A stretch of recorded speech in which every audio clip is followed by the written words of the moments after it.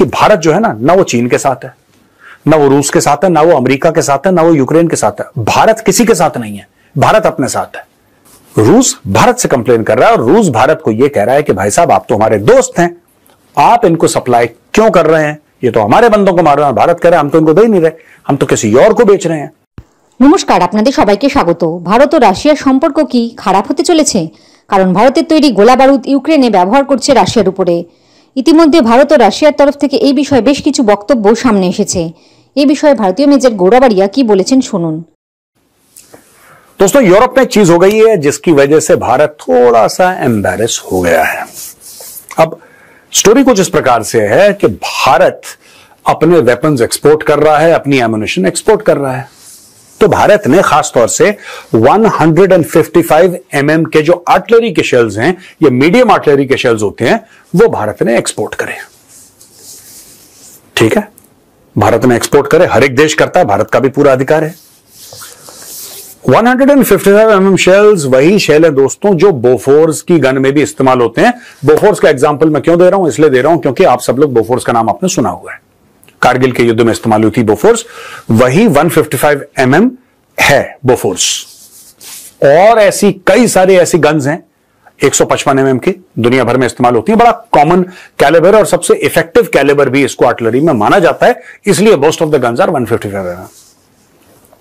भारत ने स्लोवेनिया को दे दिया, भारत ने इटली को दे दिया, चेक रिपब्लिक, स्पेन, स्लोवेनिया, इन सारी यूरोपियन कंट्रीज को भारत ने 155 mm के शेल्स दे दिए। अब हुआ ये कि ये शेल्स घूम के अब आपने बेच दिया, आपको पैसा मिल गया, ठीक है। उदाहरण के लिए इटली ने बोला कि साहब हमें आप 10,000 शेल्स दे दो 155 के। आपने बोला डन, प्राइस फिक्स हुआ, इटली ने आपको पैसा दिया, आपने इटली को शेल्स पहुंचा दिया, इटली ने बोला धन्यवाद। ट्रांजैक्शन कंप्लीट हो गया, ट्रांजैक्शन कंप्लीट हो गया, इटली ने अपनी बुक्स पे उन शेल्स को ले लिया, बोला कि जी अब ये हमारे हुए, हमने आपको पैसे दे दिए। अब इटली ने, ये उदाहरण दे रहा हूं आपको क्योंकि इटली का नाम आया तो मैं आपको एक्सप्लेन करने के लिए 10,000 शेल्स की बात कर रहा हूं। कितने गए मुझे नहीं पता, लेकिन अब हुआ यह है कि इटली ने ऑर्डर दिया, आपने ऑर्डर पूरा कर दिया, आपको पैसे मिले। अब इटली ने क्या करा कि 10,000 में से बोला कि 5,000 हम यूक्रेन को दे रहे हैं। अब आप समझ लीजिए कि कितनी बड़ी बात है। इटली ने, स्लोवेनिया ने, स्पेन ने, ये सब देशों ने पहले भारत से ये शेल्स खरीदे और खरीदने के बाद धीरे धीरे करके इनको यूक्रेन को देना शुरू कर दिया, क्योंकि इनकी खुद की प्रोडक्शन कैपेबिलिटी दोस्तों इतनी नहीं है। They don't have that kind of production capability. आप क्या सोचते हो क्रोएशिया ज्यादा बना पा रहा है क्या 155 के? अब भारत में पूरी की पूरी फैक्ट्रीज हैं और भारत में अब प्राइवेट सेक्टर भी इन्वॉल्व हो गया है, जबकि बिना मिनिस्ट्री ऑफ डिफेंस की परमिशन के कोई प्राइवेट सेक्टर वाला ऐसे बेच नहीं सकता। तो विद परमिशन ही बेच रहे हैं। मैं ये नहीं कह रहा विदाउट परमिशन, विद परमिशन बेच रहे हैं। हुआ यह कि इन्होंने हजारों दर हजारों की तादाद में इंडिया से शेल्स खरीदे हैं और बिना इंडिया को बताए, बिना कुछ बोले, चुपचाप या यूक्रेन को शेल्स दे रहे हैं। जब यूक्रेन से शेल्स चला रहा है और रूस के ऊपर गिर रहे हैं तो रूस भारत से कंप्लेन कर रहा है, रूस भारत से कंप्लेन कर रहा है और रूस भारत को यह कह रहा है कि भाई साहब आप तो हमारे दोस्त हैं, आप इनको सप्लाई क्यों कर रहे हैं? ये तो हमारे बंदों को मार रहे हैं। भारत कह रहा है हम तो इनको दे ही नहीं रहे, हम तो किसी और को बेच रहे हैं। अब इसमें ना क्या होता है कि there is no right way to do this. मुझे नहीं लगता। आप क्या बोल सकते हैं? आपने जैसे इटली को बोला या आपने स्लोवेनिया को बोला कि भाई हम आपको एक शर्त पे देंगे कि आप आगे यूक्रेन को नहीं बेचोगे। वो बोलते हैं डन यार डन, हम मानते हैं, लो साइन कर दिया, जाओ। कर दिया, फिर उसकी मार्किंग्स को फाइल करके फिर अगर यूक्रेन को दे दे तो आप क्या कर लोगे? आप कुछ नहीं कर सकते, आपको पता भी नहीं लगेगा। दुनिया भर में जो वेपन्स घूमते हैं ऐसी तो घूमते हैं, आइडेंटिटी आप उनकी मास्क कर दो और आप ठोक के जाओ। तो भाई अब रूस जो है वो भारत से उल्टा सवाल पूछ रहा है, भारत से सवाल पूछ रहा है कि यार आप तो भाई थे हमारे, आप हमारे भाई हो, हमें आप पे भरोसा है और आप हम पे भरोसा करते हो, तो आपके शेल्स यूक्रेन में कैसे? फिर इंडिया ने उनको समझाया। अब इंडिया बात कर रहा है यूरोपियन कंट्रीज से कि भाई आप ऐसा कर क्यों रहे हो? ये घूमते कैसे हैं शेल्स? ये जाते कैसे हैं? कौन है जो भारत में ये गोले बनाता है? किस प्रकार से, कौन सी कंपनी को विदेश में जाते हैं और इसका रूट क्या है दोस्तों? ये आज के वीडियो में मैं आपको समझाऊंगा। सब ऐसा है कि इटालियन डिफेंस कॉन्ट्रैक्टर, ठीक है जी, इटालियन जो डिफेंस कॉन्ट्रैक्टर है वो है मैकानिया पर इलेक्ट्रॉनिका ए सर्वोमैकेनिसिमी। ये एक्चुअली बहुत लंबा नाम है, पर इसको MES भी बोलते हैं शॉर्ट फॉर्म में, तो हम MES ही बोलेंगे यहां पे। भारत में जो ये जो शेल्स बनाते हैं भारत में, जो बड़ी बड़ी कंपनियां हैं, वो हैं यंत्रा इंडिया, म्यूनिशंस इंडिया और कल्याणी स्ट्रेटेजिक सिस्टम्स। अब कल्याणी एक प्राइवेट कंपनी, आपको पता ही है, राइट? बाबा कल्याणी की कंपनी है, बड़ी फेमस, बड़ी पॉपुलर और बड़ी क्रेडिबल कंपनी है कल्याणी। छोटी कंपनी नहीं है, बहुत बड़ी कंपनी है कल्याणी। और ये जो भी कल्याणी काम करे या यंत्रा काम करे या फिर म्यूनिशंस इंडिया काम करे, all of them work under directions of, ये प्राइवेट हो सरकारी कंपनी हो, they work under the directions of the defence ministry है। ये बिना डिफेंस मिनिस्ट्री के परमिशन तो थोड़ा ना कल्याणी ने अपने शेल्स बाहर भेज दिए, नहीं, प्रॉपर लिखित परमिशंस होती हैं। अच्छा, डिफेंस मिनिस्ट्री को भी तो यही पता है ना कि ये शेल्स इटली जा रहे हैं, ये स्लोवेनिया जा रहे हैं, चेक रिपब्लिक जा रहे हैं, स्पेन जा रहे हैं, तभी तो परमिशन दी है इनको। उनको यूक्रेन भेजने के लिए थोड़ा परमिशन दी है ना। ये बात हमारी डिफेंस मिनिस्ट्री को पता है, और कैसे पता होगी ना, ये बात कल्याणी और यंत्रा और म्यूनिशंस इंडिया को पता है, और कैसे पता होगी। तो ये चीज हो गई। यहां पे जो यूक्रेन को, ये जो MES कंपनी है, मैं फिर से इसका नाम बताता हूं, इटली की कंपनी है, मैकानिया पर आई इलेक्ट्रॉनिका ई सर्वोमैकेनिसिमी, MES इसका शॉर्ट फॉर्म है। यह कंपनी है, ये यंत्रा की बिगेस्ट क्लाइंट है।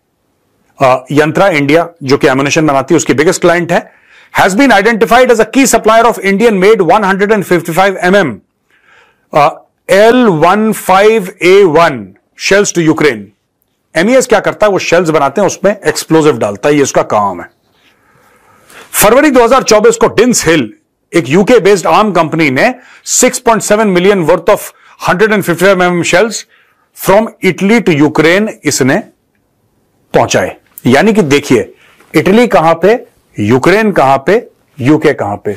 यूके की कंपनी है, वो एक बिचौलिया का काम करती है, वो इटली से खरीदती है शेल्स और पहुंचा देती है यूक्रेन। ठीक है ना। These shells were made by MES for Ukraine defence ministry. ये MES यानी कि इटली ने ही बनाए थे यूक्रेन की डिफेंस मिनिस्ट्री के लिए, लेकिन इनको भेजा यूके के through. Spans transport minister posted on social media in May 2024 an end-user agreement authorizing the transfer of Indian-made 120 mm and 125 mm shells from Munitions India to Czech defense systems, with the final destination being Ukraine. ये matter है जो खतरनाक है। अब Spain का जो transport minister है Oscar Puente, इसने बोला है कि साहब जो 120 mm, 120 mm की तो मोटर भी होती है, मैंने तो देखी है फौज में, खैर I don't know if they are the same, but these are bigger mortars. हम लोग तो 81 mm यूज करते थे फौज में, in the infantry we used to use 81 mm, but आरटी के पास जो छोटी मोटर्स हैं दैट आर 120 mm। तो इसमें बोला है कि इंडिया को पता था, इसने बोला है, आरोप लगाया है और कह रहा है कि मैंने कोई डॉक्यूमेंट भी डाल दिया सोशल मीडिया में कि भाई इंडिया ने ये चेक रिपब्लिक को तो दिए थे, चेक डिफेंस सिस्टम्स को, लेकिन इंडिया अग्री कर रहा था कि फाइनल डेस्टिनेशन इनका यूक्रेन है। अच्छा दोस्तों, इसमें दोस्तों वॉल्टर लैडविक जो कि किंग्स कॉलेज लंदन के ऐसे बड़े बड़े थिंकर्स जो जियोपॉलिटिक्स के बारे में कमेंट करते हैं, वो कहते हैं कि भारत को सब पता है भारत क्या कर रहा है, इंडिया नोज एवरीथिंग। ऐसी बात नहीं है कि इटली बिना इंडिया को बताए यूक्रेन शेल्स पहुंचा रहा है, इंडिया जानबूझ के कर रहा है, ऐसा इनका कहना है। और इनका यह कहना है कि इंडिया जानबूझ के इसलिए कर रहा है क्योंकि इंडिया बैलेंस करने की कोशिश कर रहा है रिलेशनशिप। इंडिया कह रहा है हम डायरेक्टली यूक्रेन को नहीं दे रहे, राइट? इंडिया कह रहा है हम डायरेक्टली यूक्रेन को नहीं दे रहे, हम तो इटली को दे रहे हैं, इटली उसके बाद जो भी करे। पर वेपन्स मैन्युफैक्चरिंग में इतना सिंपल नहीं होता कि जो मन चाहे वो करे। हाँ ठीक है, आप उसको ट्रैक ना कर पाए वो अलग चीज है, लेकिन ऐसा होता नहीं है। एंड यूजर होता है सर्टिफिकेट कि भाई आप किसके खिलाफ यूज करेंगे, ये कहां जाएगा, किसके हाथ में लगेगा, ये सारी चीजें क्लियर होती हैं डे वन से। तो ये चीज है, इसको ना जियोपॉलिटिकली थोड़ा सा एनालाइज करने की जरूरत है। क्या इससे भारत और रूस के रिलेशनशिप खराब होंगे? मुझे नहीं लगता कि लॉन्ग टर्म में भारत और रूस के रिलेशनशिप खराब होंगे, क्योंकि भारत ने बीच में एक बफर डाल दिया, भारत ने डायरेक्टली यूक्रेन को सप्लाई नहीं करे। दोस्तों शुरू से मैं आपको एक बात कहता चला आ रहा हूं कि भारत जो है ना वो चीन के साथ है, ना वो रूस के साथ है, ना वो अमेरिका के साथ है, ना वो यूक्रेन के साथ है। भारत किसी के साथ नहीं है, भारत अपने साथ है। कई लोगों ने डिसएग्री करा, नहीं नहीं नहीं, भारत जो है ना वो थोड़ा सा अमेरिका के साथ जा रहा है, भारत जो है ना थोड़ा सा अमेरिका वेस्ट की तरफ जा रहा है, यार गलत कर रहा है भारत, ज्यादा वेस्ट की तरफ जा रहा है। जब बोला ज्यादा वेस्ट की तरफ जा रहा है तो भारत ने S-400 रूस से खरीद लिया और रूस से तेल खरीद लिया। रूस से तेल खरीदा, भारत में उसको रिफाइन करा और यूरोप बेचा, और यूरोप बेचने के बाद यूरोप के टॉप एक्सपोर्टर बन गया इंडिया तेल का, जबकि इंडिया में तेल है नहीं, ना के बराबर आता है इंडिया में, थोड़ा मोड़ा तेल भारत में है। भारत में इतना तेल नहीं है कि अपनी जरूरतें भी पूरी कर ले भारत। तेल आता है भारत में, तेल निकलता है हमारी जमीन से भारत में, और but that is very less, मतलब उससे हमारी खुद की जरूरतें भी पूरी नहीं होती, हमें ज्यादातर इंपोर्ट करना पड़ता है। तो भारत ने क्या करा कि भारत ने रूस से तेल लिया, रिफाइन करा, ठोका यूरोप को। India became the top exporter to Europe, even beating Saudi Arabia. Saudi Arab वाले परेशान हो गए कि ये इंडियंस ने क्या कर दिया। तो जब लोगों को यह लगता है कि भारत जो है वो अमेरिका के पल्ले में चला गया है, भारत रूस के साथ खड़ा हो जाता है। जब लोग कहते हैं कि भारत जो है वो बिल्कुल रूस के पल्ले में चला गया है, पता लगा भारत ने यूक्रेन को इनडायरेक्टली, मैं डायरेक्टली नहीं कह रहा, इनडायरेक्टली शेल्स पहुंचा दिए। चाहे भारत ने पहुंचाया, उन लोगों ने खुद पहुंचाया, that is a matter of debate. कहने की बात यह है कि आज भी वही भारत की पॉलिसी है दोस्तों, आज भी भारत की वही पॉलिसी है कि हम किसी के साथ नहीं हैं, हम अपने साथ हैं। और उसका कारण सिर्फ यह कि देखिए दोस्तों, क्या प्रेशर आते होंगे मोदी जी के ऊपर। दुनिया आप जाते हैं, मीटिंग में बैठते हैं, 4 लोगों से बातें करते हैं, क्या प्रेशर आते होंगे उनके ऊपर कि आप ये मत करना, ये मत करना, ऐसा मत करना, वैसा मत करना। 10 प्रेशर आते होंगे उनके ऊपर। तो आपको बैलेंस करके चलना पड़ता है। आप ज्यादा किसी के साथ रिलेशनशिप नहीं अपनी कर सकते, यू कैनॉट। और मैं एक और आपको बात बताऊं, यह बात जनवरी से चल रही है। मैं आपको एक और बात बता दूं कि मीडिया को कैसे प्ले करा जाता है। मीडिया वाले अपने आप को बड़ा सुरता समझते हैं, मीडिया को कैसे प्ले करा जाता है मैं आपको यह भी स्टोरी बता दूं। ये आज का थोड़ा ना, ये अभी तो रिलीज करी है मार्केट में, ये तो अभी आई है। लेकिन मिनिस्ट्री ऑफ एक्सटर्नल अफेयर्स ने इस मामले में जनवरी पे अपना बयान दे दिया था। जनवरी, फरवरी, मार्च, अप्रैल, मई, जून, जुलाई, अगस्त, सितंबर, ये 7-8 महीने के बाद दोबारा मीडिया कैसे जागा? क्यों जागा सितंबर में मीडिया, जबकि ये जनवरी में हमारे मिनिस्ट्री ऑफ एक्सटर्नल अफेयर्स ने इसके ऊपर बयान दे दिया था? मीडिया इसलिए जागा दोस्तों क्योंकि मोदी जी जा रहे हैं अमेरिका। मीडिया को चाबी दी, यानी कि वहां पे मोदी जी जाएंगे, मैं बता रहा हूं आपको, बड़ी डील होके आने वाली है यूएस से। आप देख लेना, एंड में फायदा इंडिया को होगा। एंड में जो फायदा होने वाला है, एक तो जो हमारे 31 ड्रोन की डील्स हैं उसमें शर्त लगाई जाएगी कि उन ड्रोन के कुछ हिस्से भारत में बनेंगे। 10-15 फैक्ट्रियां तो उसकी खुल जाएंगी यहां पे, वो $4 अरब की डील है।